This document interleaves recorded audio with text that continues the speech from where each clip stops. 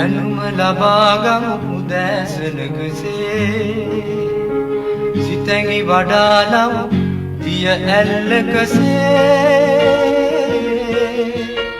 සුභාරතී සුභාරතී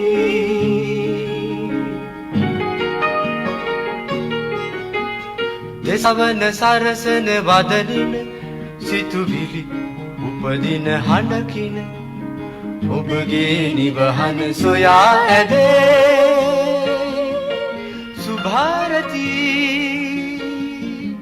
සුභාරතී අයිබෝවන් සුබෝදෑසනක් සුබ දවසක් හැම දෙනාටම අද අගෝස්තු මාසේ 17 වෙනිදා බදාදා දවස. දැන් මේ රටේ මිනිස්සු එහෙම නැත්නම් රටේ පුරවැසියෝ අමාරුවෙන් ජීවත් වෙන කාලයක්. ඒක ඉතින් ආයෙ අමුතුවෙන් කියන්න දෙයක් නැහැ. අවසාන මාස කිහිපය තුළ රටේ ඇති වුණු භාණ්ඩ හා සේවාවන්ගේ මිල මට්ටම් ඉහළ යාමත් එක්ක මිනිස්සුන්ට හරි අමාරුයි. ඒ නිසා තමයි අර පහුගිය කාලේ මිනිස්සු පාරට ඇවිල්ලා විවිධ වෙනස්කම් ඉල්ලුවේ. මිනිස්සුන්ට අමාරුව දැනුණු නිසා. ඒක සමහරලාවට දේශපාලනික හැඩ ලක්ෂණ එහි පෙන්වන්න ගියාට ඒක ඇත්තටම තිබුණේ බහුතරයක් මිනිස්සු අතර තමන්ට අවශ්‍ය භාණ්ඩ ටික තමන්ගේ අතේ තියෙන මුදලට ගන්න විදිහක් තිබ්බේ නැහැ. තමන්ට අවශ්‍ය භාණ්ඩ ටික නිසි වෙලාවට නිසි කලට ගන්න ලැබුණේ නැහැ. ඕක තමයි ඒ සඳහා මූලිකම හේතුව බවට පත් වුනේ. කොහොම වුණත් දැන් මෙතනින් පස්සේ යම් ආකාරයක යලිත් මිනිස්සුන්ට ඔළුව උස්සන්න පුළුවන් වටපිටාවක් නිර්මාණය වෙමින් තිබෙනවා. ඒක අර කලින් තිබුණු තත්වෙම නොවෙන්න පුළුවන්. යම් ආකාරයක මිනිස්සුන්ට අඩුම ගානේ අඩු මිලට තියා තමන්ට ඕන භාණ්ඩ ටික කඩපිලට ගිහිල්ලා ගන්න තියෙනවා. ඒ නිසා අපි මේ මිනිස්සුන්ගේ අමාරුකම් පිළිබඳව මේ අමාරුකම් වලට රජයේ පාර්ශවයෙන් මොනවද කරන්න කියන කතාව පිළිබඳව අපි කතා කරන්න සූදානම් වෙන්නේ. මේ සඳහා අපි ආරාධනා කළේ වෙළඳ වාණිජ හා ආහාර සුරක්ෂිතතා අමාත්‍ය නලින් ප්‍රනාන්දු මැත්තමන්ට. අයිබෝන් සුබෝදෑසනක් අමාත්‍යතුමනි. අයිබෝන් සුබෝදෑසනක්. අමාත්‍යතුමනි දැන් මිනිස්සු අමාරු වෙන්නේ. ඒකේ කිසි ගැටලුවක් සාකච්ඡාවක් විවාදයක් නැත. පර්ස් එකේ තියෙන මුදලට තමන්ට මාසෙට අවශ්‍ය භාණ්ඩ හා සේවා ටික ගන්න අමාරුයි. ඒ අතර වාරේ කලින් තිබුණු තත්වයට නැතත් ඇමතිතුමනි පරිප්පු, සීනි, පිටි, අර්තාපල්, ලූණු, වියලි මිරිස්, සහල් ටික, ගෑස් අර කවුරු හරි කියයි 3000කින් වැඩි වෙලා 200කින් අඩු වුණා කියලා. නමුත් යම් තරමකට මේ අඩුවීම් වෙලා තියෙනවා. මුලින්ම කියන්නකෝ ඇමතිතුමනි දැන් ඩොලරයේ මිල ඒ විදිහටම තියෙනවා. ඉල්ලුමේ විදිහටම තියෙනවා. මෙහෙම ප්‍රශ්නකාරී තත්වයක තියෙද්දි මෙහෙම හරි පොඩ්ඩක් අඩු කරගන්න කොහොමද ඔබතුමන්ලා සැලසුම් කරේ කටයුතු කළේ කියලා අපි එතනින් පටන් ගමු. ඔව් අපි විශේෂයෙන්ම කියන්න ඔබතුමා කිව්වාගේ පහුගිය මාස කීපයක් අපේ රටේ ජනතාවට කවදාක්වත් මූණ දෙන්න හම්බුනේ නැති අත්දැකීම් වලට මූණ දුන්නා. ඒ වගේම දේශපාලඥයොත් මේ රට පාලනය කරපු අයටත් ඒ වගේම තමයි රටේ ජනතාවට වගේම තමයි කවදාක්වත් හිතපු නැති එහෙම නැත්නම් එහෙම අත්දැකීමක් නැති ලැබපු නැති අවස්ථාවක් විදියට මම දකිනවා. ඒතකොට අපි මේ தත්ත්වය අපි ආවේ මේ தත්ත්වයට අපිට වැටුනේ මොකද්ද කියන එක අපි කල්පනා කරලා බලන්න විශේෂයෙන්ම. ඔබතුමා කිව්වාගේ දැන් අපි භාණ්ඩ මිල සම්බන්ධව අපි කතා කරනවා හැමදාම. හැබැයි භාණ්ඩ මිල කවදාකවත් අඩු වෙන්නේ නැහැ.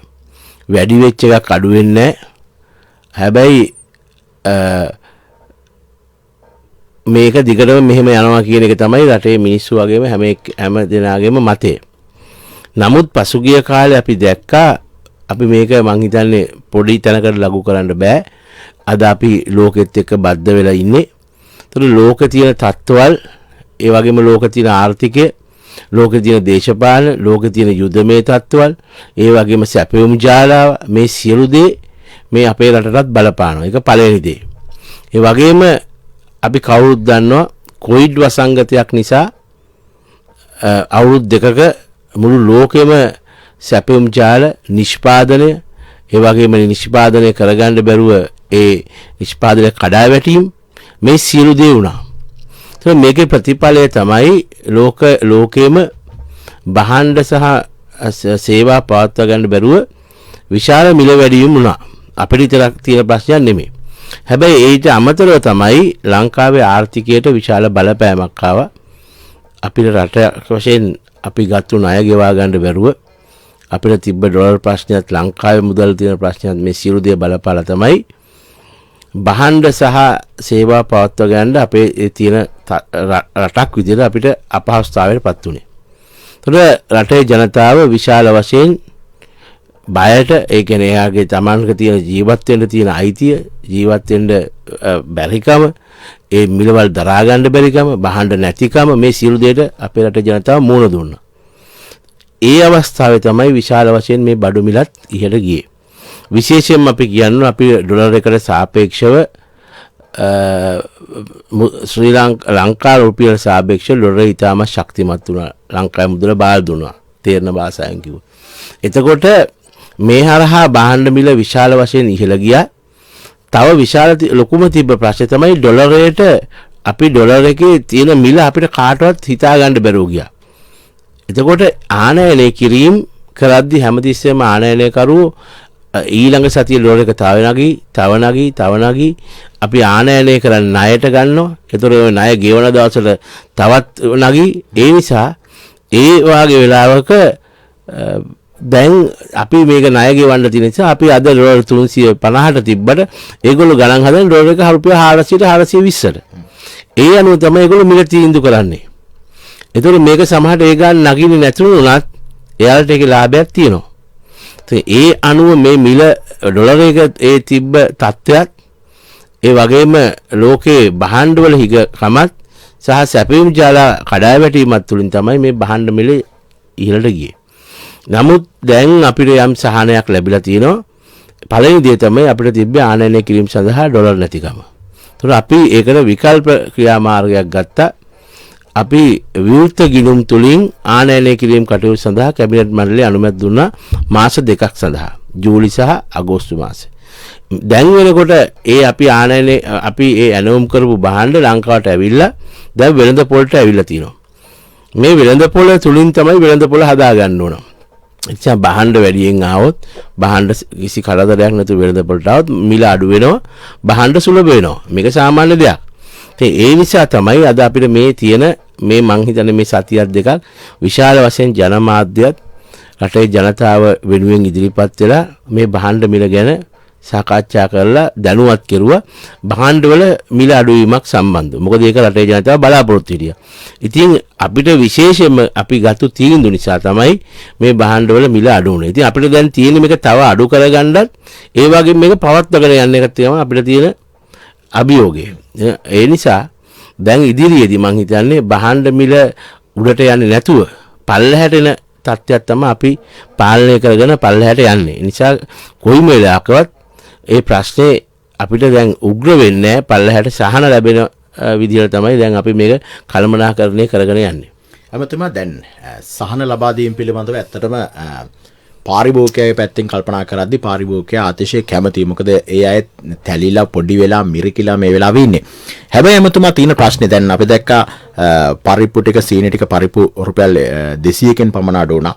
තිබුණු මිලත් එක්ක ගත්තම පිටි සීනි අර්තාපල් ලූණු වීලි මිරිස් සුදු ලූණු සහල් මේ වගේ දේවල් අඩු වුණාට මේක ඍජුවම පාරිභෝගිකයට තාම ලැබෙනවද කියන ප්‍රශ්නාර්ථය තිබෙනවා. සමහර පාරිභෝගිකයෝ කියනවා ආණ්ඩුවේ කිව්වට මාධ්‍යවේය කිව්වට අපේ කඩේ මිල අඩු වෙලා නැහැ කියලා.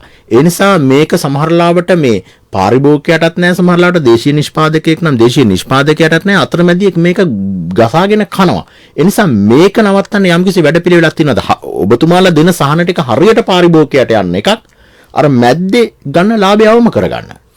මේකේ ප්‍රශ්නේ අපි එක පැත්තකින් බලන්න ඕන. මොකද හේතුව දැන් ඔබතුමාත් රටේ ජනතාවත් අපි සියලු දෙනා පාරිභෝගිකයෝ. එතකොට රටේ ජනතාවගේ ප්‍රශ්නේ තියෙන්නේ එයාට ඒගොල්ලෝ තමයි ගිහිල්ලා බඩු මිලදී ගන්නෙ. එතකොට අපි කතා කරන්නේ මේ මිලවල් දෙකක් ගැන. දැන් ඔබතුමා ඔය කතා කරලා රුපියල් 200න් අඩු වුණා හරි ඒක. අල ලුණු රුපියල් 60කින් 70කින් අඩු වුණා. එතකොට මිරිස් රුපියල් 450කින් විතර අඩු වුණා. මේ කතා කරන්නේ තොග මිල. එතකොට මේ පාරිභෝගිකයාට කවදාකවත් මේ මිලට ගිහිල්ලා බඩු ගන්න බෑ. එතකොට පාරිභෝගිකයා බඩු ගන්න ඕන සිල්ලර කඩේට ගිහිල්ලා ඒ සිල්ලර කඩේ ඔය කියන්නේ සිල්ලර මිල. එතකොට දැන් තියෙන ප්‍රශ්නේ තමයි එතකොට තොග මිල අඩු වෙද්දි සිල්ලර මිල අඩු වෙන්නේ නැත්තේ ඇයි? හරියට. ඕක තමයි ප්‍රශ්නේ. එහෙනම් අපි දෙගොල්ලොම කතා කරන එක මිලක් ගැන මං හිතන්නේ. නැත්තම් මොකද හේතුව මේ ඉක්මනින් තොග මිල අඩු වෙද්දි ඉක්මනින් සිල්ලර මිල අඩු වෙන්නේ නැත්තේ ඇයි? ඒතර මේක තමයි තියෙන ප්‍රශ්නේ. අපි අවුරුදු ගාණක් මේ ප්‍රශ්නේ ගැන කතා කරනවා. හැබැයි විසඳුමක් නැහැ. ඒතර අපි නිකන් සරලව කියනවා මේක අතරමැදිය හරහා අතරමැදියෝ තමයි මේක ගසා ගන්නවා කියලා මේක එක වචන කියනවා. නමුත් අපි කල්පනා කරන්න ඕන දැන් අපේ ඉන්න මේ සිල්වර වෙළඳාම් කරන අය මිල වැඩි වෙද්දි ටක් ගාලා වැඩි කරගන්නවා. මිල අඩු වෙද්දි තමන් පාඩුවක් ලබා ගන්න නැතුව තමන් ළඟ තියෙන තොගේ ඉවරනකම් අර ගෙනාපු ගාන ඉස්සෙල්ලා ගෙනාපු ගානට තමයි වැඩි මිල නම් වැඩි මිලට තමයි බඩු විදිහේ විකුණන්නේ. හරියටම හරියම තමයි. දැන් අද යම් ආකාරයක මොකක් හරි භාණ්ඩයක අද මිල වැඩි කරොතින් ඒ මොහොතේ සිට වැඩි කරනවා. හැබැයි ඔබතුමාලා යමක් අඩු කරොතින් දැන් ගිහිල්ලා හුවොත් අපි මේක ගත්තේ පරණ මිලට ඒ නිසා අඩු කරන්න බෑ. ඔක උත්තරේ. ඔව්. දැන් ඒකට තමයි මේ තියෙන්නේ ඇත්තටම වෙළඳපොළ පාලනය කරන්න තියෙන ආයතන ආණ්ඩුවක් විසින් තියාගෙන යන්නේ ඒක ඇත්තටම. දැන් අපි සතොස සමූපකාර විශාල රටේ මුදල් වලින් විශාල සහන දීලා පවත්වාගෙන යන ආයතන. ඒතකොට අපි එකෙන් බලන්න ඕන මේ සේවය වෙනවද? ඒතකොට මේකෙන් මිල පාලනයක් සහ මේ භාණ්ඩ මිල අඩු වුණා මේ අඩු භාණ්ඩ ටික ජනතාවට ලැබෙනවද? ඒතකොට ඒ හරහා අනිත් නගරයක පොඩි කඩේක තියෙන බඩු මිල අඩු කරගන්න පුළුවන්ද කියන එක. ඒක දැන් අපි කරපුවම යම් දුරට සාර්ථකයි. හැබැයි අපි තව දුරට ඉස්සරහට යන්න ඕන. ඉතින් ඒ නිසා තමයි ගිය සතියේම අපි සතොස්ස ලංකා සස්ස ආයතනය හරහා භාණ්ඩ මිල අපි අඩු කෙරුවා. රටේ ජනතාවට ඒක ලබා දෙන වැඩ පිළිවෙලට ගියා. ඒ තොග මිල අඩු වීම එක්ක. ඒ වගේම මම සුපිරි වෙළඳසල් ජාලාවලට පාරිභෝගික අධිකාරියට කියලා දැනුම් දුන්නා. ඒ අයටත් මේකේ මේ අත්‍යවශ්‍ය භාණ්ඩවල මිල අඩු කිරීමක් කරන්න මේ තියෙන තොග මිල එක්ක සංසන්දනය කරලා මම හිතන්නේ ඒ අයත් ඒකට කැමති වුණා. එතකොට ඒගොල්ලොත් අර. ඒතකොට මේ අනුව අපිට අලවිසල් 4000ක් විතර රට පුරා තියෙනවා. ඒතකොට ඒ ගියොත් සෑහෙන ප්‍රමාණයක බඩු රටේ ජනතාවට ලබා ගන්නදිම අර වෙළඳ පොළත් පාලනය වෙනවා. හැබැයි මේකෙන් විතරක් මදි මම හිතන්නේ. නමුත් අපි දැන් වැඩ පිළිවෙල හදාගන්න මේ පාරිභෝගිකයව ආරක්ෂා කරගන්නත් ඒ වගේම මේ වෙළෙන්දු ගැන තියෙන ප්‍රශ්න විසඳ ගන්න. ඉතින් මම මේ සම්බන්ධව විශාල අධ්‍යයනයක් කරා. ඒ නිසා තමයි මම සෑම පියන සතිය පටන් ගන්නවා සෑම දිස්ත්‍රික් ප්‍රාදේශීය ලේකම් කාර්යාලයකම අපි පාරිභෝගික සේවා කමිටුවක් අපි හදනවා. ඒකේ ප්‍රාදේශීය ලේකම්වරයා තමයි සභාපති. එතකොට ඒ ප්‍රාදේශීය ලේකම් කොට්ටාසයේ තියෙන සෑම ග්‍රාම සේවා කොට්ටාසයකටම එක නියෝජිතයෙක් පත්වල එන්න පුළුවන් ඒ කමිටුවට. ඒ කමිටුවේදී සාකච්ඡා කරනවා ඒ ප්‍රදේශවල තියෙන බඩු මිල, ඒ බඩු මිල පවත්වාගෙන යන්න තියෙන ගැටලු, ඒ ප්‍රදේශවල තියෙන නිෂ්පාදන, ඒවට වෙළඳ පොළක් හොයාගන්න බැරිකම, ඒ වගේ මේ ප්‍රදේශවල ඒ භාණ්ඩ අපේ රජයට හෝ වෙනත් අයට විකුණා ගන්න තියෙන ප්‍රශ්න මේ සියලු දේ අපි සාකච්ඡා කරනවා. ඒ ප්‍රාදේශීය ලේකම්වරයාගේ කමිටුවේ. ඒ කමිටුව අපිට එවනවා. දැන් අදත් අපි පළවෙනි වතාවට අපේ මගේ අමාත්‍යාංශයේ තියෙනවා ජනාධිපති කැබිනට් මණ්ඩලයෙන් මම අනුමත කරගත්ත ජීවන වියදම් අනු කමිටුවක්. මගේ සභාපතිත්වයෙන් මුදල් අමාත්‍යාංශයේ ලේකම්වරයා, ඒ වගේම කුෂිකර්ම අමාත්‍යාංශය, වෙළඳ අමාත්‍යාංශය, දීවර අමාත්‍යාංශය, කුෂිකර්ම අමාත්‍යාංශය මේ සියලු අමාත්‍යාංශවල ලේකම්වරු, ආයතන ප්‍රධානී සියලු දෙනා එකතු වෙලා අර තියෙන ප්‍රශ්න ගමේ යට තියෙන ප්‍රශ්නේ අපි උඩ සාකච්ඡා කරා.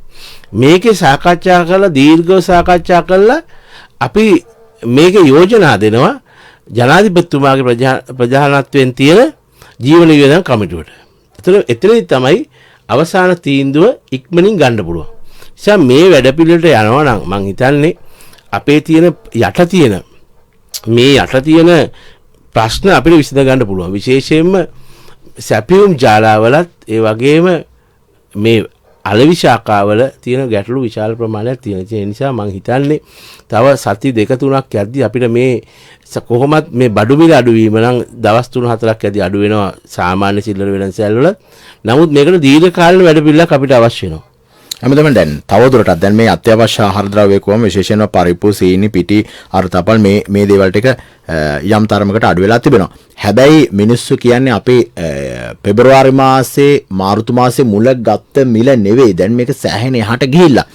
ඒ නිසා මේක ඒ තරමටම එන්න පුළුවන් ද බැරිද කියන ප්‍රශ්නාර්ථය අපිටත් තිබෙනවා. තවදුරටත් මේ සහන තවදුරටත් මිල අඩු කිරීම කරන්න. මොකද මිනිස්සුන්ගේ පඩිය වැඩි වෙලා නැහැ මැතිතුමනි.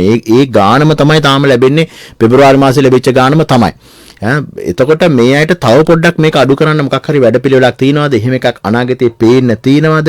මොකක්ද ඔබතුමාට කියන්න තියෙන්නේ? මේකේ පළවෙනියෙන්ම මම කිව්වාගේ පළවෙනියෙන්ම ඉස්සෙල්ලම කරන්න ඕන අපි රටේ නිෂ්පාදනය වැඩි කරගන්න ඕන. දැන් වෙළඳ අමාත්‍යාංශයේ කිව්වට වෙළඳ අමාත්‍යවරයෙක් හිටියට මේ තියෙන සාමාන්‍ය එකපාරට තියෙන බඩු මිලක් එකපාරට බිමට බස්සන්න කිව්වම රුපියල් 300 එකක් 100ට බස්සන්න ක්‍රමයක් නැහැ. නෑ ඔය එක හරි. ඒතකොට මට මේක රටේම තියෙන්නේ පෞද්ගලික වෙළඳ සමාගම් ඒ ආනයනයකරු වෙළඳසැල් අයිතිකාරයෝ එතකොට ඒ සියලු දේ නිෂ්පාදකයෝ ඉන්නවා. එතකොට අපි මේ වෙළඳ භාණ්ඩ ටික අඩු කරගන්න නම් අපිට වැඩපිළිවෙලක් තියෙන්න ඕන. මේ වැඩපිළිවෙල අපි දිගටම අරයි යන වැඩපිළිවෙලක් වෙන්න ඕන. එක දවසකට කරනවා ආයෙ නවත්තන්න එකක් වෙන්න බෑ. එහෙනම් මොකද්ද කරන්නේ? අපේ නිෂ්පාදනය වැඩි කරගන්න වැඩපිළිවෙල ගන්නවා දේශීය වශයෙන්. අපි දැන් ඔය කතා කරන භාණ්ඩ 90%ක් එන්නේ ආනයනික භාණ්ඩ.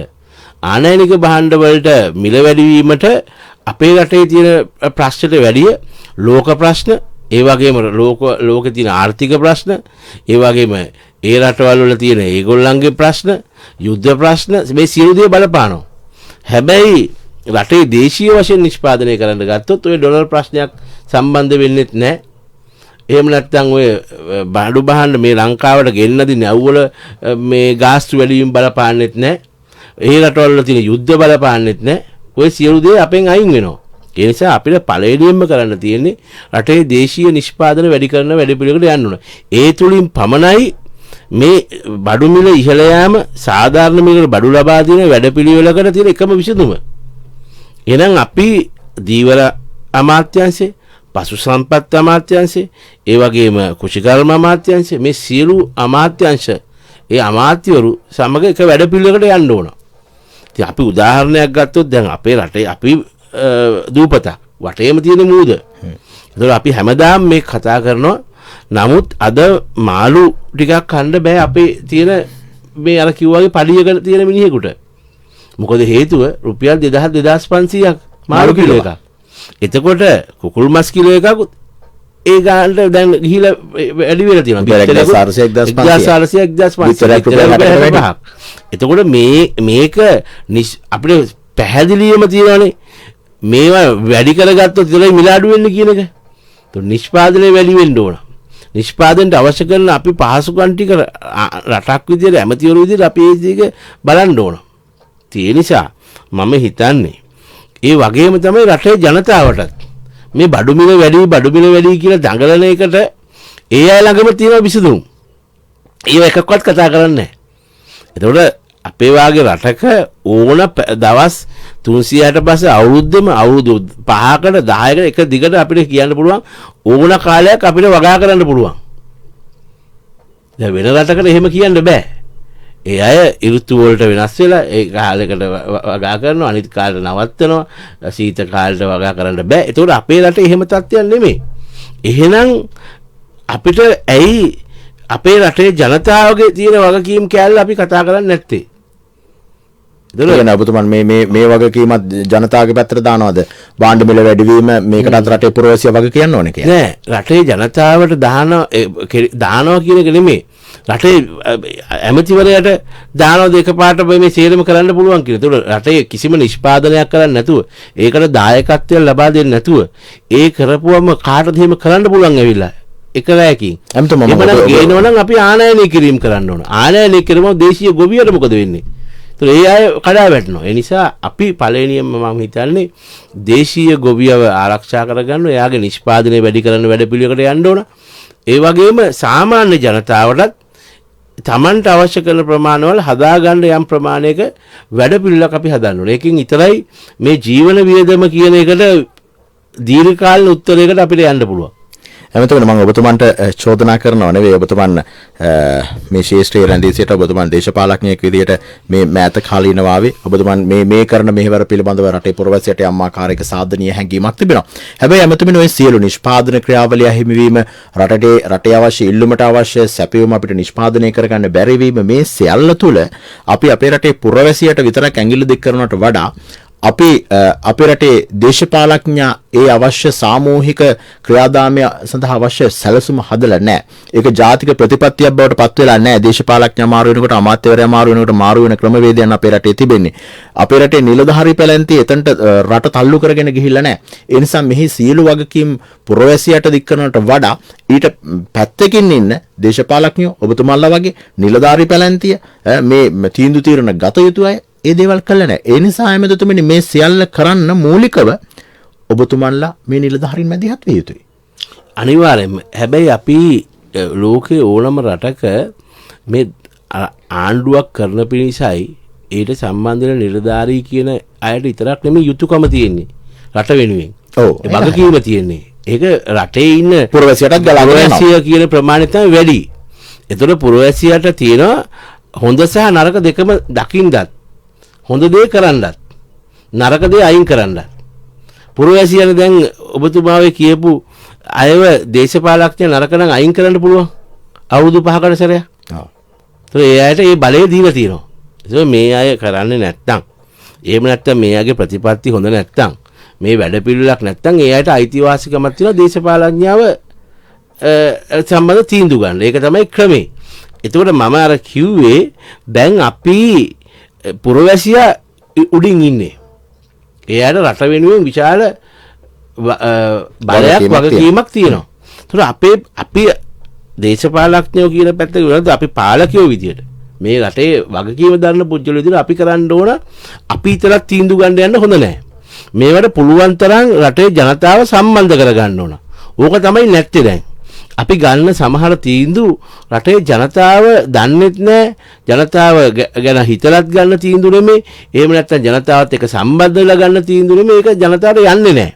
අර ඒක තමයි මම කිව්වේ දීර්ඝකාලීන වැඩපිළිවෙලකදී රටේ තියෙන යට ඉන්න ජනතාවගේ අදහස් ගන්න ඕන.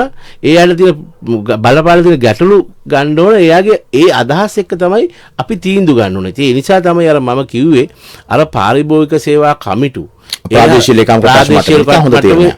ඒ වාගේ රට පුරාම තියෙන ඒ විශේෂයෙන්ම අපේ දකුණ ගැන ගත්තත්, උතුර ගැන ගත්තත්, නැගෙනහිර ගත්තත් එයාගේ වෙනම සංස්කෘති තුල වෙනම වෙළඳ පොළවල් වෙනම තත්ත්වවල් තියෙන්නේ. ඒතර ඒ සියලු දේ අරගෙන තමයි අපි උත්තර දෙන්න ඕන. අන්න ඒකයි මම කිව්වේ මේ පාලකයා විතරක් නෙමෙයි අනිත් අයගවත් මේකට සම්බන්ධ වුණොත් විතරයි මේ වැඩ පිළිවෙල හරියට යන්නේ. ඉතින් මං හිතන්නේ සෑහෙන කාලයක ඉඳලා අපේ තියෙන ප්‍රශ්නයක් තමයි ඇමතිවරු පත් වුණාම, රාජ්‍ය නිලධාරීන් පත් වුණාම මේ අය ඒගොල්ලන්ගේ වැඩ පිළිවෙල හදාගෙන යනවා. ඒ වැඩ පිළිවෙල කොයිතාක් දුරට ජනතාව ළඟට යනවද, ජනතාවට එකෙන් කොච්චර ප්‍රමාණයක වාසියක් එහෙම නැත්නම් ප්‍රතිලාභ ලැබෙනවද කියන එක අපි කවුරුත් පසුවිපරමක් කරලා බලන්නේ නැහැ. ඒක අසාර්ථක වාගෙන හිමීට නවත්තලා දානවා. ඉතින් ඕක තමයි සාමාන්‍ය ක්‍රමය. ඒක අසාර්ථක වෙනවා නම් ආයෙ සාර්ථක කරගන්න, ඊටත් එහා සාර්ථක කරගන්න අපේ වැඩ පිළිලක් නැති වෙනවා සමහරවිට. ඒ නිසා තමයි මම කියන්නේ මේ වැඩ පිළිලට මේ විශේෂයෙන්ම භාණ්ඩ මිල සම්බන්ධ ගැටලුවේදී රටේ ජනතාව එක හඬින් එක වැඩ පිළිලකට එන්න ඕන. එහෙම ආවොත් විතරයි අපිට අර මම ඔබතුමා කිව්වාගේ රුපියල් 100ට තිබ්බ එක 400ට ගිහිල්ලා 350ට ආවයි කියන එක නෙමෙයි. අපි කොහොමද මේක 250කටවත් එන්නේ කියන එක හදාගන්න නම් නිෂ්පාදනය වැඩි කරගන්න ඕන. වෙන විසඳුමක් නැහැ. ඉතින් අපි ඩොලර් එකෙන් හැමදේම ගණන් හදන්න ගියොත් අපිට වෙන්නේ ඩොලර් එකේ ගානට බඩු වලට ගෙවන්න. හරිද? ඉතින් එතකොට ඒකෙන් තව ප්‍රශ්නයක් එනවා. අපේ රටේ නිෂ්පාදනය කොත් ඒ මුදල් යන්නේ රට තුල. ඒතර අනිත් එක ආදායම වැඩි වෙනවා ඒ නිෂ්පාදකයාගේ. ඉතින් මේ වැඩේ අනිත් එක මේක අපි නොකරපු જાතියක් නෙමෙයි. අපි කවදාකවත් පිටරටින් බඩු ගෙනලා කාපු જાතියක් නෙමෙයි අපේ ඉතිහාසය. එහෙනම් ඇයි ඒකේ අලුත් පරපුරට ඒක කරගන්න බැරි වුණේ? අලුත් අයට ඒ ගැන දැක්මක් නැති වුණේ. එතකොට අපි අලුත් පරපුර අපි හිතුණත් එළිය ඈත ගිහිල්ලා දියුණු වෙලා සහ ලෝකෙත් එක්ක බද්ධ වෙලා එහෙනම් ඇයි අර අපි පවත්වගෙන ආපු ටික තව දියුණු කරලා ඒ පැත්තට යන්න බැරුගේ? අද සම්පූර්ණ කුෂිකර්මාන්තයේ දීවර කර්මාන්තයේ පශු සම්පත් ගන්න විශාල වශයෙන් තාක්ෂණික වශයෙන් ඉතාමත් ඉහළයි. එතකොට අපි ඒකේ ඉන්නේ පිටිපස්සෙන්. එතකොට අපිට ඇයි ඒකට යන්න බැරුව? ඉතින් මම කියන්නේ වෙළඳ අමාත්‍යවරයා වශයෙන් දැන් හරිම පීඩනයකින් ඉන්න වෙළඳ අමාත්‍යවරයා. ඕනම රටක වෙන රටවල් වලට සාපේක්ෂව ලංකාවේ වැඩි. මේ බඩු මිල සම්බන්ධව හැමතිස්සෙම එන්නේ වෙළඳ ඇමති වග කියන්න ඕන. පාරිභෝගික අධිකාරිය අල්ලන්න ඕන, නඩු දාන්න ඕන, හිරේ දාන්න ඕන. මේ සේරම කරන්න කියන්නේ අපි සීමිත ප්‍රමාණයකට. එතකොට අර තියෙන සම්බන්ධකම් අපි එකතු කරගත්තේ නැති ප්‍රශ්නේ තියෙන්නේ ඒකයි. ඒ ඇමතිවරට අමාත්‍යංශෙට මුළු ඒකාබද්ධ වැඩපිළිවෙල ගියොත් ඒ ඇත්ත එක හවුල්කාරයෝ. ඒ නිසා මේ නිෂ්පාදනය වැඩපිළිවෙලට මේ අමාත්‍යංශ ටිකත් එක්ක එකතු වෙලා යන්න ඕන කියන එක මතේ තමයි මම ඉන්නේ. එමෙතන අපි මීට කලින් අවුරුදු 74ම අමතක කරමුකෝ. 1948 ඉඳන් මේ වෙනකන් තිබ්බ. දැන් අපිටම දැන් මේ අලුත් හැරවුමකට අපි එළඹෙනවා කියලා මේ රටේ වර්තමානයේ ඇතිවුණු ප්‍රශ්නයක. දැන් ඔබතුමන් විශ්වාස කරනවද ඔබතුමන්ම ඔය යෝජනා කරන අපි සියලු දෙනා ඒකාබද්ධව ගොඩනැගිය යුතුයි කියන ක්‍රමවේදයට අපි දැන් එළඹිලා තියෙනවද? අනිවාර්යයෙන් විශේෂයෙන්ම ජනාධිපතිතුමාගේ ප්‍රධානත්වයෙන් කුෂිකර්ම නංවන්න කුෂිකර්මාන්තය තුලින් රටේ දේශීය නිෂ්පාදන වැඩි කරගන්න වැඩපිළිවෙලකට ආරම්භ කරලා තියෙන්නේ. මම හිතන්නේ එතුමා අග්‍රාමාත්‍යවරයා විදියට ඉද්දි මේ වැඩපිළිවෙල පටන් ගත්තා. එතකොට අපි පශු සම්පත් අංශයත් ඒ වගේම දීවර අංශයත් මේ දෙකත් අපිට එකතු කරලා වැඩපිළිවෙල හදාගන්න පුළුවන් වුණොත් මං හිතනවා අපිට මීටිහා ගමනක් යන්න පුළුවන්. එතකොට ඒ වගේම තමයි දැන් අපි තවත් අපි දෙයක් කල්පනා කරලා තියෙනවා. අපි මේ අපේ රටේ තියෙන මුදල් අපි නාස්ති නොකර ගැනීමට. මොකද අපි දැන් මුදලේ වටිනාකම තේරුම් ගත්ත જાතියක්. මොකද අපි හැමදාම අපි ගණදුණු කරන්න පටන් ගත්තේ ඩොලර් එක. අපි මේක ගැන හිතුවේ නැහැ. ආනයනය කිරීම වැඩි වුණා. අනවශ්‍ය ආනයනය කිරීම වැඩි වුණා. ඕන නැති බඩු බහඬ රටින් ගේන්න ගත්තා. එතකොට ඒ වලට මුදල් ගියා. එතකොට රටේ මුදල් අඩු වුණා. ඉතින් අපි තේරුම් ගන්න ඕන අපි ඒක දැන් අපි නැති කරගන්න වැඩ පිළිවෙලකට යන්න ඕන. ඉතින් ඒකට නම් එකම විසඳුම අර මම කිව්වාගේ මේ රටේ තුලේම මේකට වැඩ පිළිවෙලක් හදලා යන්න ඕන. මම රට තුල නිෂ්පාදනය කරන්න පුළුවන් සෑම දෙයක්ම අපි නිෂ්පාදනය කරගන්න ඕන. ඉතින් ඒකට අවස්ථාවක් දීලා තියෙනවා රජයත්. මේ දැන් අපිට හැමදාම කිව්වේ රටේ නිෂ්පාදකයෝ සුළු කර්මාන්තකරයෝ කිව්වේ අපිට මේක ගොඩ ගන්න බෑ පිටරටින් එනකන් කියන එක. දැන් පිටරටින් එන්නේ නැහැ. එහෙනම් අපිට අවස්ථාව තියෙනවා මේවා නිෂ්පාදනය කරන්න. හැබැයි තව එයාටත් ගැටලුවක් තියෙනවා. අපි ඇත්ත කතා කරන්න ඕන. සමහරවිට අවශ්‍ය කරන අමුද්‍රව්‍ය ගෙන ගැනීම ප්‍රශ්නයක් තියෙනවා. ඒ ටිකට අපි විසඳුම් දුන්නාම දැන් දීගෙන යනවා අපිට. දැන් ටික ටික ඩොලර් ප්‍රමාණ වල එයාට නිකුත් කරනවා බඩු බහඬ ගෙන්න ගන්න. එහෙම આવොත් අපි නිෂ්පාදනය වැඩි කරගන්න පුළුවන්. ඉතින් ඒ වගේම තමයි අපි අගය එකතු කිරීම කරලා නිෂ්පාදනය වැඩි කරලා අපනයනය කිරීම සඳහා යන්න ඕන. ඒතර ඒකෙන් තමයි අපේ ආර්ථිකය ශක්තිමත් වෙන්නේ. ඉතින් මම මේ සියලු මේ අමාත්‍යාංශ සම්බන්ධීකරණ වැඩපිළිවෙලකට තමයි වෙළඳ අමාත්‍යාංශය ඉන්නේ. නැතුව වෙළඳ අමාත්‍යාංශය කිව්වම එක රැකින් මේක අඩු කරන්න අරක වැඩි කරන්න මේක දාන්න එහෙම කරන්න හැකියාවක් නැහැ වැඩපිළිවෙලක් නැත්නම්. වැඩපිළිවෙල අපි හදලා තියෙනවා. දැන් වැඩපිළිවෙලත් එක තමයි යන්න වෙන්නේ. හොඳයි අපි මේ වැඩපිළිවෙල පිළිබඳව රටේ පුරවැසියන් විදිහට බලාගෙන ඉමු. දැන් වෙලාව 7:07 විනාඩි 30යි ඔබ සුභාරතී සංවාද මණ්ඩපයේ සමග.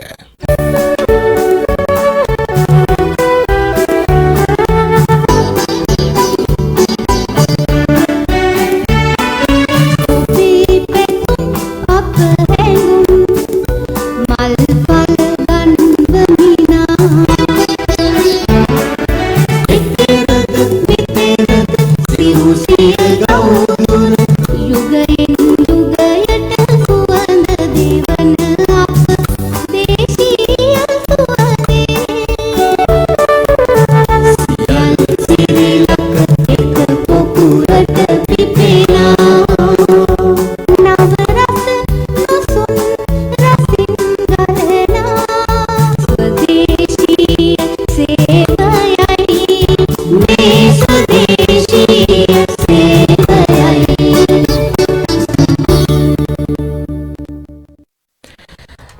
අපේ යලිත් සභාපති සංවාද මණ්ඩපයේ සමග අද අපි කතා කරන්නේ මේ මිල සහන පාරිභෝගිකයාට අයිති නැති දෙයන්න පිළිබඳව.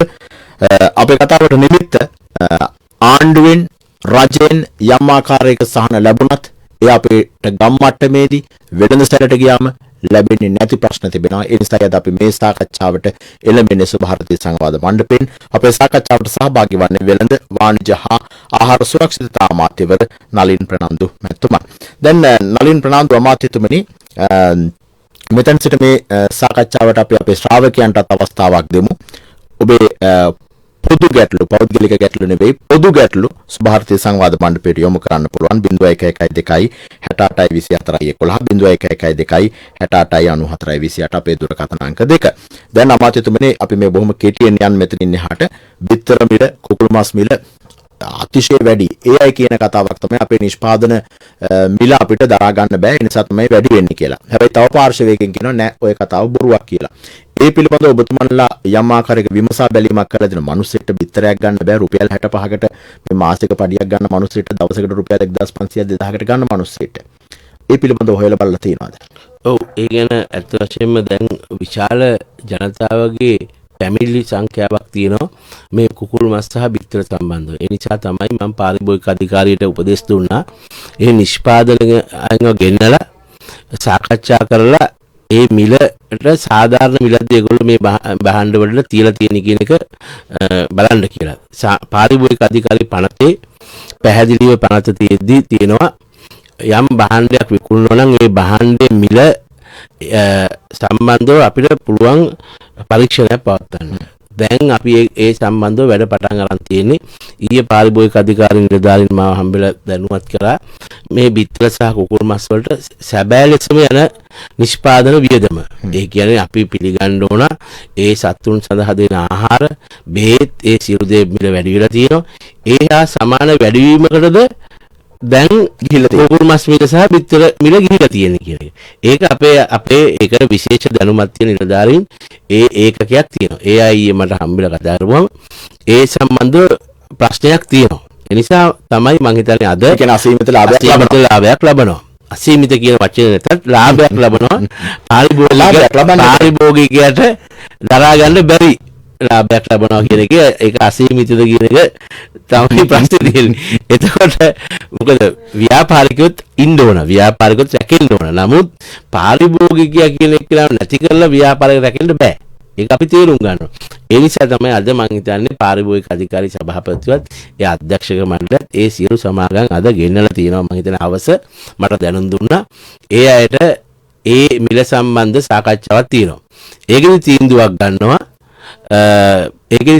ගන්නවා. මේ මිල සම්බන්ධව මොකක්ද අපි ඉදිරි කරන්න කියලා. ඉතින් මම විශේෂයෙන්ම කියනවා මම කැමති නෑ පාරිභෝගික අධිකාරීලා උපරිම සිල්ලර මිලවල් ඒ වගේම ගැසට් ගහන්න මම වැඩි කැමති නෑ.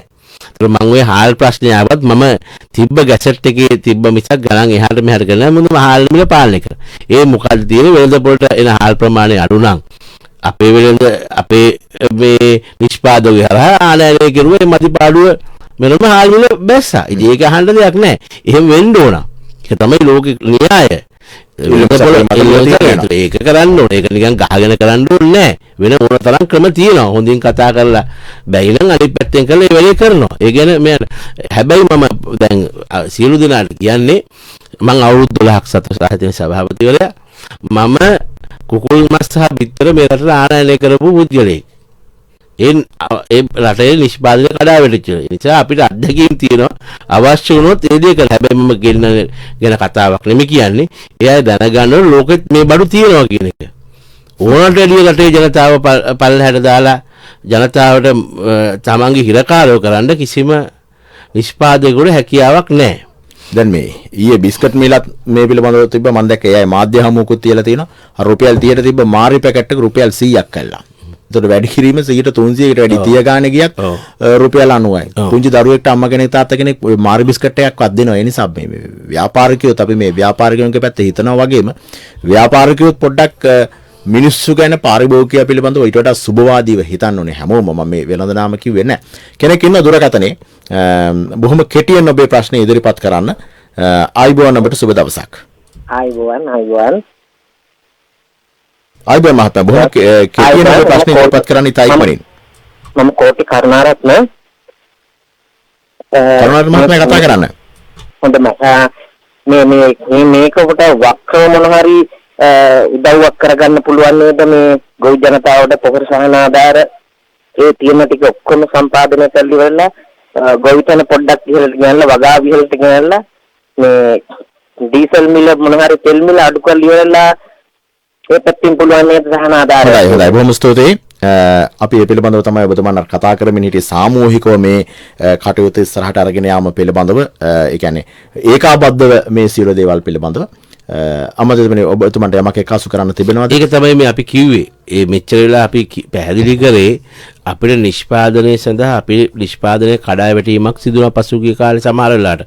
ඒ නිෂ්පාදන නැවත තත්ත්වයට ගන්නවා විශේෂයෙන්ම සහල් නිෂ්පාදනය. එතකොට අපි ඒ නිසා තමයි අපිට ආනයනය කිරීම සිදු වුණේ. ඒතකොට රටේ විශාල මුදලක් එළියට යනවා අපි මොනවා කිව්වත්. ඉතින් අපිට මේ මුදල නවත්තා ගන්නත් රටේ දේශීය නිෂ්පාදන කරන ඇයට ඒ අවස්ථාව ලැබෙන්නේ අපි හැදුවොත්. ඒතකොට අපේ යුතුයකම තමයි වගකීම තමයි එයාට අවශ්‍ය කරන පහසුකම් ලබා දෙන නිසා තමයි අපි පොහොර සහන මිලක ලබා දෙන වැඩපිළිවෙලට ගියේ. එතකොට ඒ වගේම දැන් ඒ පොහොර සහ අනිකුත් කුෂිනාශක වල්නාශක මේවා දැන් ලබා දෙන වැඩපිළිවෙලට යනවා. ගෙන්නන්න අවසර දෙනවා. ඒතකොට ඒ නිසා අපි හිතනවා ඉදිරියේදී අනිවාර්යයෙන්ම ඔය පහසුකම් දෙනවා නම් ගොවි මහතුරු මේ රටේ අවශ්‍යතාවය අනිවාර්යයෙන්ම අවශ්‍ය කරන නිෂ්පාදනය ලබා දෙනවා. මේක කෙරුවා අපි. ඒ නිසා අපිට තියෙන රජයක් විදිහට ඒ සඳහා පහසුකම් ලබා දෙන්න විතරයි. දැන් අපි ඒ සම්බන්ධව තීන්දුව අරගෙන තියෙන්නේ. එතකොට මේ මහත්තයා කියනවා වගේ ඉතින් මේකට විසඳුම ඔය කියපු එක තමයි. වෙන ආයෙ විසඳුමක් නැහැ. පුළුවන් තරම් රටේ නිෂ්පාදනය වැඩි කරන වැඩ පිළිවෙලට යන්න ඕන. දැන් නැමෙතම අපි මේ කනබොන දේවල් වගේම ඊළඟදී අපිට කලින් දුරකථනයේ කෙනෙක් ඉන්නවා අපි බලමු ප්‍රශ්නය මොකක්ද කියලා. ආයිබෝන් සුබ දවසක්. ආයිබෝන් තෙරුවන් සරණයි. මම එල්පීඩීන් සරත් කතා කරන්නේ.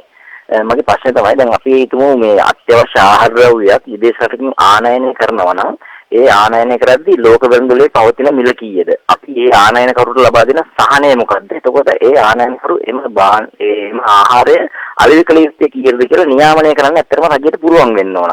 ඒ නියාමනය කිරීම ඒ මිල මේ සහනය ජනතාවට ඇත්තටම ලැබෙනවද කියලා බලන්න පාරිභෝගික සේවා නිල.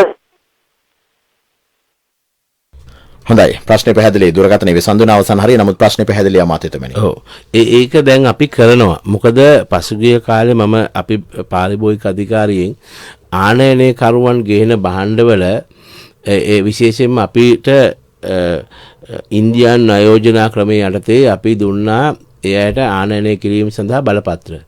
ඒ බලපත්‍ර හරහා ආනයනය කිරීම කරද්දී අනිවාර්යෙන් පාරිභෝගික අධිකාරිය ඒ ආනයනය භාණ්ඩ ලංකාවට ආවට පස්සේ එයාගේ මිල ඒ වගේ මේගොල්ලෝ මිලදී ගත්තු මේ ගාන ඒ වගේ මේ රටේ ගෙවන නම් බදු මුදල ඒ වගේ මේ අයගේ ලාභේ ඒ අනුව එයාට මිල තීන්දුව කරද්දී අපි යම් බලපෑමක් කරනවා.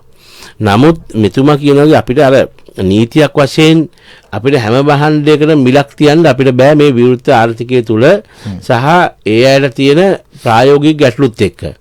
එතකොට සාමාන්‍යයෙන් තියෙන දේ වෙන්නේ බඩු රටට එන ප්‍රමාණය අඩුනොත් ඉබේම මිල යනවා.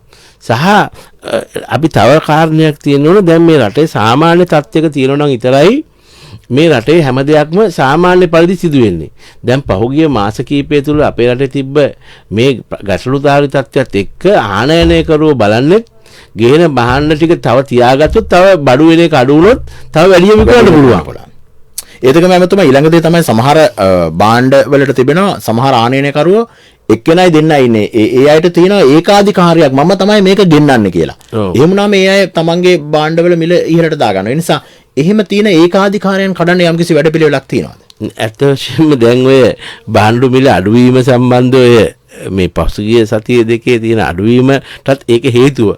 මොකද අපි විවෘත ගිණුම් තුලින් භාණ්ඩ ආනයනය කිරීමේදී අපි බලලා දුන්න ප්‍රධාන අය 4-5 දෙනාට විතරක් නෙමෙයි. ඊට අමතරව කරන අයට වෙනම අපි බලපත්‍ර විදිහට දුන්න ගමන් ඒ අය ආනයනය කිරීම කරන්න ගත්තා. එතකොට තමයි මිල අඩු වෙන්නේ. නැත්තම් අර ඉන්න අය ඒගොල්ලන්ට හැකියාව තියෙනවා සමහර වෙලාවට ඒ අයගේ ඒකාධිකාරයක් තියාගන්න. ඉතින් වැඩි ප්‍රමාණයක් ආනයනය කිරීම කෙරුවොත් සමාගම් හරි සාමාන්‍ය පුජ්‍යලේ හරි එතකොට මේකේ මිල අඩුවීමක් එනවා. ඉතින් ඕක තමයි ඇත්තට මේකයි මම කිව්වේ මේ වැඩේ වෙළඳපොළ තුලින්ම කරන්න ඕන දෙයක්. නීතිය වලට වැඩිය වෙළඳපොළින් තමයි මේක පාලනය කරන්න පුළුවන්. හොඳයි මේ තමයි වඩා වැදගත් වෙන්නේ. සමහරවිට අර මෙතුමන් කියනා වගේ උපරිම සිල්ලර මිල පාලන මිල මේවා දාලා කරනවට වඩා වෙළඳපොළ තුල ඉල්ලුම සැපයුම අනුව තමයි ගොඩක් වෙලාවට මිල තීරණය වන්නේ. ඒ සඳහා රජයට මැදිහත් වෙන්න පුළුවන්. යම් ආකාරයක භාණ්ඩයක හිඟතාවයක් තියෙනවා නම් මේක ආනයනය කරන්න පුළුවන්. එහෙම නැත්නම් දේශීය වශයෙන් නිෂ්පාදනය කරන්න පුළුවන්. ඒ සඳහා අවශ්‍ය වටපිටාව නිර්මාණය කිරීම තමයි වඩා වැදගත් වෙන්නේ. තවත් කෙනෙක් ඉන්නවා දුරකථනයේ වෙසන්ති වෙලා 0112 68 24 11 0112 68 අපේ දුරකථන අංක 2 අපේ මාතෘකාවට අදාළ ඍජු ප්‍රශ්න පමණක් යොමු කරන්න. අමාත්‍යතුමනි දැන් අපි කන බොන දේවල් පිළිබඳව කතා කරලා තවදුරටත් ඒ පිළිබඳව කතා කළ යුතුයි. මොකද සියල්ල කරන්නේ මේ බඩ පුරව ගන්න තමයි. ඒ වගේ තමයි මිනිස්සෙක්ට තමන්ගේ ජීවිත කාලේ තියෙන හීනයක් තමන්ට කියලා ගෙයක් දොරක් හදාගන්න එක. දැන් ඒක ඇත්තටම හීනයක්ම විතරයි.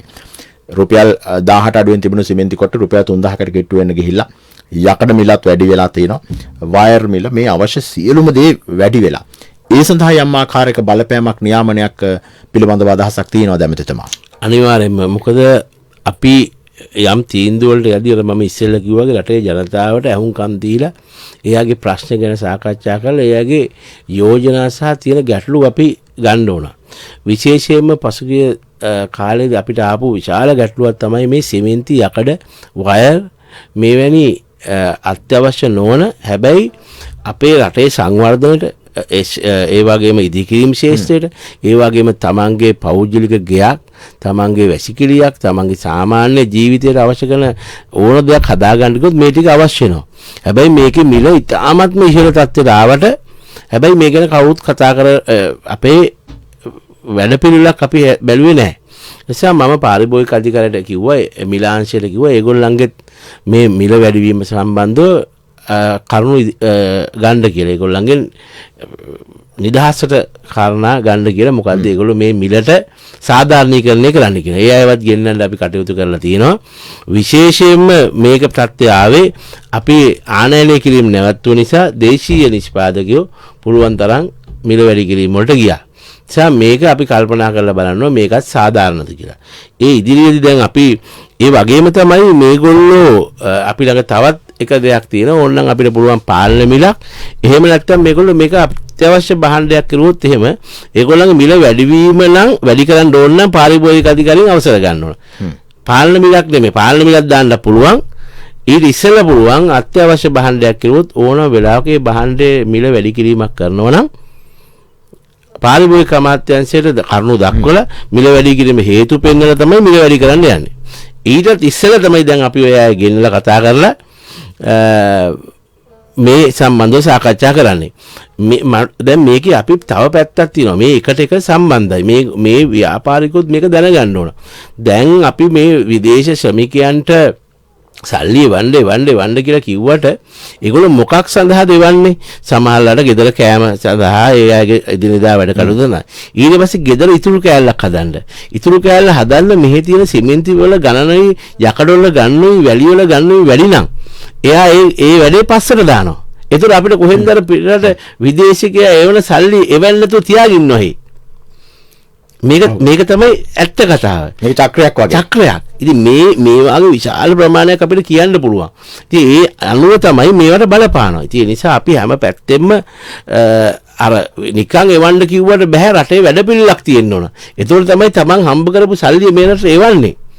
නිසා අපිට අවශ්‍ය වෙනවා අනිවාර්යයෙන්ම තවත් ප්‍රශ්නයක් තියෙනවා මේ විශාල සමාගම් වල මේ පාරිභෝගික අධිකාරියෙන් ලියුමක් කරලා මේ විස්තර ඉල්ලපුවම නොදෙන එකක්. මෙයා එක ගණන් ගන්න නැහැ වගේ අපි විශාල සමාගම් අපි මම අමාත්‍යලය වශයෙන් පත් වුණාට පස්සේ පාරිභෝගික අධිකාරී ඒ තියෙන කොටසට පනත වෙනස් කරගත්තා.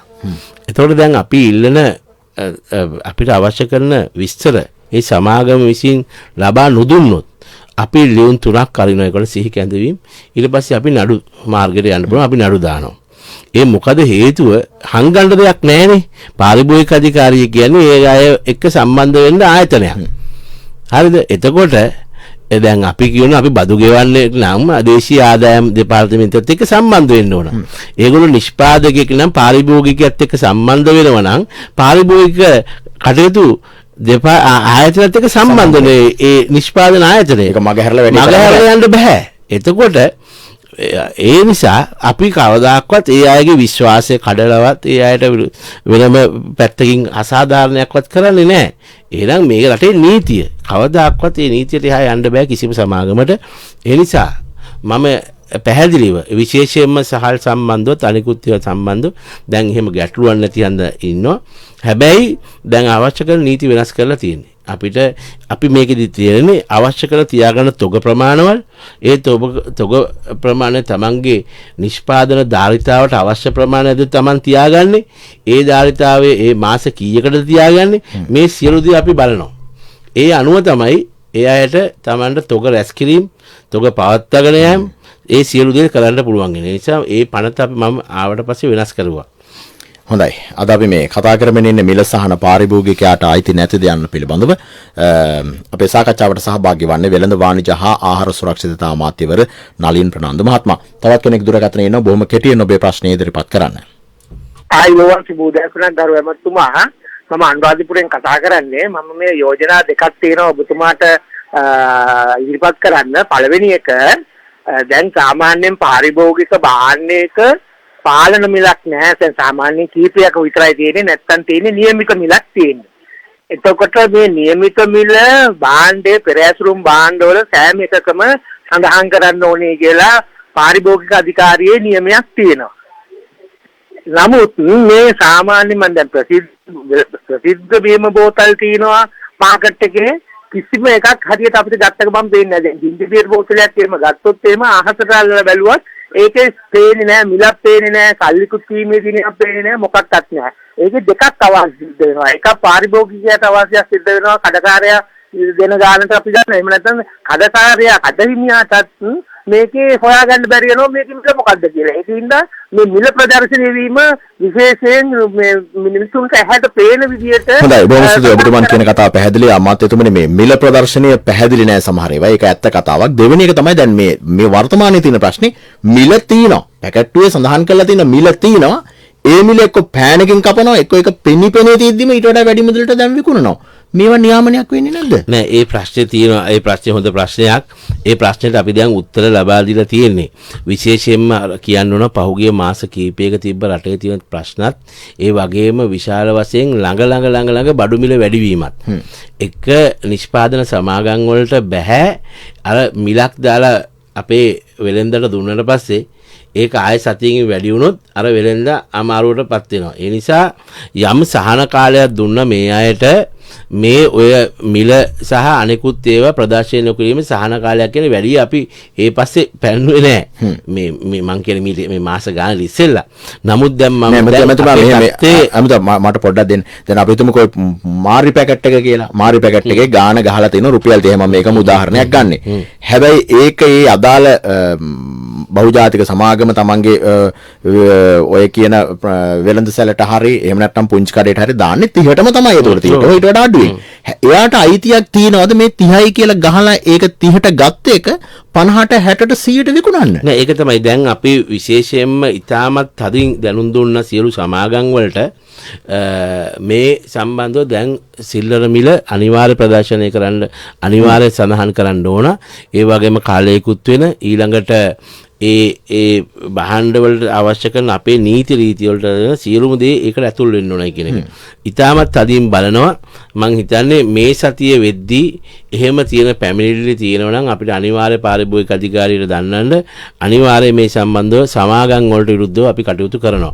විශේෂයෙන්ම අපි ඔය භාණ්ඩ 200ක් 300ක් හදන සමාගම් තියෙනවා විශාල ප්‍රමාණයක්. ඒ අයට පැහැදිලිව කියලා තියෙනවා ඒ සම්බන්ධව අවශ්‍ය නීති අනුව කටයුතු කරන්න කියලා. එහෙම ගැටලු තියෙනවා නම් අපි අනිවාර්යයෙන් බලනවා. දැන් ඒ තත්ත්වයේ 90%කින් නැහැ. නමුත් මම තව දුරටත් ඔය ගැන හොයලා බලනවා. හොඳයි. ඔබතුමන්ගේ කතාවත් එකඟයි. අර මුල් කාලිනව තිබ්බ තත්ත්වයේ දැන් පොඩි වෙනසක් වෙලා තියෙනවා. දැන් පැකට්ටුවේ සඳහන් කරලා තියෙන මිලට දෙනවා. හැබැයි තාමත් අතරපතර ඉන්නවා. ගාන ගහලා තිනවා 50යි කියලා නෑ 50යි නෙවෙයි දැන් 100යි කියලා 100ට දෙන තැන් තියෙනවා මැතුමා. ඒක හොයලා බලන්න ඕනේ පාරිභෝගික ආරක්ෂණ අධිකාරිය. මම දැන් ඉන්න නිලධාරීන් ප්‍රමාණවත් නැද්ද කියලා මැතුමනේ. හැබැයි නිලධාරීන් වැඩි කළා හරි මේක කරන්න ඕනේ. මොකද පාරිභෝගිකයව මේ විදිහටම හොරගෙන කන්න දෙන්න බෑ. කෙනෙක් ඉන්නව දුරකථනේ. ආයිබෝවන් ඔබට. හලෝ. ආයිබෝවන් කතා කරමු. ගරුවතුමනි ඔබතුමාට කියන සතුස සිල්වසාකාලට අඩු කර බඩු ලැබීමේ හිඟතාවයක් තියෙනවා. ඒ ගැන ඔබතුමා හොයලා බලන්න. ඔව් ඒකේ යම් සත්‍යතාවයක් තියෙනවා. මම ආයට උපදෙස් දුන්නා විශේෂයෙන්ම අත්‍යවශ්‍ය භාණ්ඩ සෑම සතුසකම අවශ්‍ය ප්‍රමාණයට තියාගන්න කියලා. ඒ වගේම මම ආයට උපදෙස් දුන්නා ඒ අලෙවි ශාඛාවක තියාගන්න පුළුවන් අඩුම ඒ කියන්නේ අර අවම තොග තත්ත්වය හදාගන්න. ඒ අවම තොග තත්ත්වය ගැන සැලකිලිමත් වෙලා ඒ අවශ්‍ය කරන ප්‍රශ්න ටික විසඳන්න කියලා. ඇත්තටම තවමත් අර අපි පසුගිය කාලවල වල තිබ්බ ඉන්ධන අර්බුදයත් එක්ක මේ ලොරි රට විශාල ප්‍රමාණයක් ලොරි රට 300ක් 350ක් විතර මේ ප්‍රවාහන කටයුතු රට පුරා සිදු කරනවා. ඒ වලට අපහසුතාවය නිසා අපිට අපේ අත්‍යවශ්‍ය ඒවා පවත්වාගෙන යන අපහසුතාවයට පත් වුණා. දැන් තමයි ටිකෙන් ටික අපි මේක පුරවගෙන යන්නේ. ඉතින් තොග ගබඩාවල යම් විශාල ප්‍රමාණයක් තිබ්බා.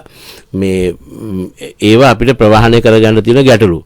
ඉතින් රාජ්‍ය අංශයේ කියලාත් අපිට විශේෂයෙන්ම නෙමෙයි නමුත් සාමාන්‍ය අනිත් සැපයුම් ජාලා විදියට තමයි අපේ වැඩ කටයුතු කරන්නේ. නිසා ඒ ගැන ගැටලුවක් තිබ්බා. දැන් ටිකෙන් ටික නිදහස් වෙගෙන යනවා ඒ සම්බන්ධ.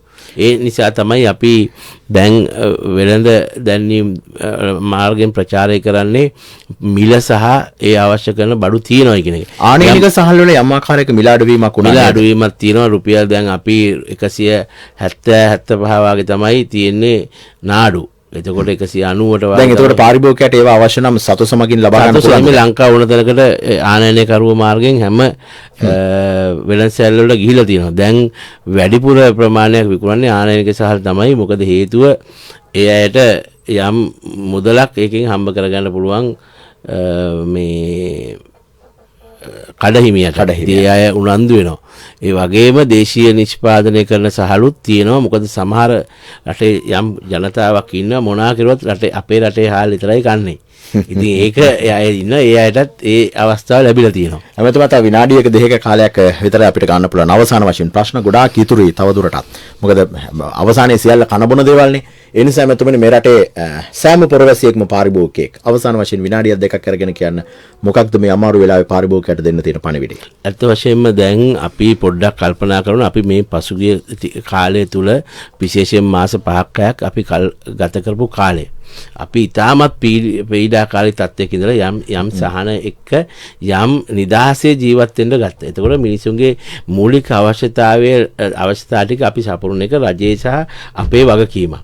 එතකොට පළවෙනිම වෙළඳ ඇමතිවරයා වශයෙන් පත් වුණාට පස්සේ මගේ පළවෙනිම මට තිබ්බ වගකීම තමයි මේ රටේ විශාල මතයක් තිබ්බා ඩීසල් සහ පෙට්‍රල් ඒවා නැති වෙද්දි ඊළඟට නැති වෙන කෑම නැති වෙනවා කියන මේ රටේ විශාල ආහාර අර්බුදයක් එනවා කියන එක තමයි රටේ ජනතාව මතයක් තිබ්බා. ඒ නිසා තමයි මේ රජේ කොළඹ ඉන්න අය ගිහිලා අනුරාධපුර පොළොන්නරුවේ වීගෙන ආවා.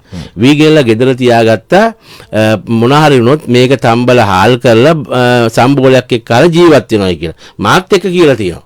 එතකොට මේ විශේෂයෙන්ම රාජ්‍ය නිලධාරී සල්ලි එකතු කරලා ආයතන වලින් ලොරියක් අරන් ගිහලා වීගෙන ආපු දැන් තියෙනවා. එතකොට නිෂ්පාදනය කරන ඇත් බැලුවා වී විකුණන හොඳයි හාල් වලට වැඩිය. ඒක හාල් මිලත් නැග්ගා. වී මිලත් නැග්ගා.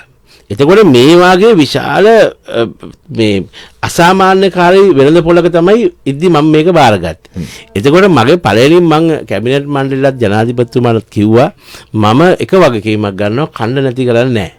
මට පළවෙනියෙන්ම දෙන්න පුළුවන් මේ වචනේ ඒක තමයි. මම කන්න නැති කරන්නේ අනිවාර්යයෙන්ම රටේ මිනිස්සුන්ට කන්න දෙන්න ප්‍රමාණය බඩගින්නේ ඉන්න වෙන්නේ නැහැ. ඒතකොට දෙවෙනි එක තමයි දැන් ඒ බඩු ටික ඇවිල්ලා තියෙනවා වාහන ටික තියෙනවා. දැන් හිගයක් නැහැ. එහෙනම් ඊළඟට අත තියන්න මිලට. ඒතකොට මේක දරා ගන්න පුළුවන් මිලකටද ජනතාවට අපි දෙන්න ඕන කියන එක. ඒකට තමයි දැන් වැඩ කටයුතු කරන්නේ. ඒක තමයි අමාරු කොටස. ඉතින් ඒකට තමයි අර මං කිව්වේ නිෂ්පාදනය වැඩ කර ගැනීම, රටේ සියලු ජනතාව මේකට එකතු කර ගැනීම, ඒ ඇත්ත එක්ක මේක වැඩ පිළිලක් හදා ගැනීම ඒ ටික යනවා. දැන් මම අනිවාර්යයෙන්ම කියනවා රටේ ජනතාවට අපිට ඉදිරියේදී ලෝකෙත් එක්ක මේ තිබ්බ බලපෑමුයි අපේ රටේ තිබ බලපෑමුයි මේ සේරම විසඳුම් ලබා ගන්න නම් අපි එකට එකතු වෙන්න ඕන.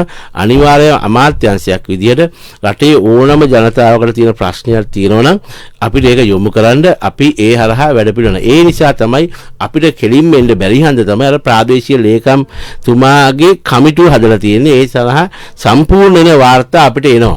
නිසා දැන් ඉඳලා මං හිතන්නේ මං එන සතියේ මේ සතියේ හරි එන සතියේ මුල හරි මේ වැඩ පිළිවෙල පටන් ගන්නවා. මගේ මැතිවරණ කොට්ටාසයෙන් පටන් ගන්න කියලා බැලුවේ. ඒ අනුව අපි ඒ වැඩ පිළිවෙලදී අපිට කිසි ප්‍රශ්නයක් නැහැ. මං හිතන්නේ අනිත් අමාත්‍යාංශ වල සහාය ලැබුණොත් අපිට මේ සම්බන්ධව අපිට හොඳ ප්‍රතිචාර ලබා ගන්න පුළුවන්. හොඳයි අමාත්‍යතුමනි බොහොම ස්තුතියි. විශේෂයෙන්ම මේ මිනිස්සුන්ට කන්න බොන්න තියෙන ටික ජීවත් වෙන්න අවශ්‍ය භාණ්ඩ ටික අඩු කළා හිඟයක් නැතුව දෙන්න පුළුවන් නම් ඔබතුමන්ට මහා පුණ්‍ය කර්මයක් මේ රටේ පුරවැසියෝ කියන විදිහට. ඒ නිසා අපි විශ්වාස කරනවා ඔබතුමන් මේ කටයුතු ඉෂ්ට කරાવી කියලා මේ රටේ මිනිස්සු වෙනුවෙන්. අද අපි සුභාරතී සංවාද මණ්ඩපයෙන් කතා කළේ මිල සහන පාරිභෝගිකයාට අයිති නැතිද යන්න පිළිබඳව. මේ මිල සහන පාරිභෝගිකයාට තවදුරටත් ළඟා කිරීම සඳහා අවශ්‍ය වැඩ කටයුතු අමාත්‍යාංශයේ පාර්ශවයෙන් ඇමතුමන්ගේ රජයේ ආණ්ඩුව මේ සියලු පාර්ශවයන් එක්කාසු කරන බව තමයි සඳහන් කළේ. අද අපේ සාකච්ඡාවට සහභාගී වුණේ වෙළඳ වාණිජ හා ආහාර සුරක්ෂිතතා අමාත්‍යවර නලින් ප්‍රනාන්දු මහත්මයා. බොහොම ස්තුතියි ඔබතුමන්ට. අද සභාරතී සංවාද මණ්ඩපයේ සම්බන්ධීකරණය TDK ජයන්ත, අද තාක්ෂණික දායකත්වයේ කෝකිල අමරසිංහ, නව මාධ්‍ය සහාය ජගත් නවරත්නගෙන් නිෂ්පාදනය කළ පවිත්‍රා කේෂණේ නානායකාර සමග ඉසුරු චනෝජ් කුරේ, මම ගයන් කෞශල් ජයවීර. අපි හෙටත් උදැසන 7ට මුණ ගැහෙනවා සභාරතී සංවාද මණ්ඩපයෙන්. දැනුම ලබාගමු උදෑසනකසේ සිතැඟි වඩාලමු දිය ඇල්ලකසේ සුභාරතී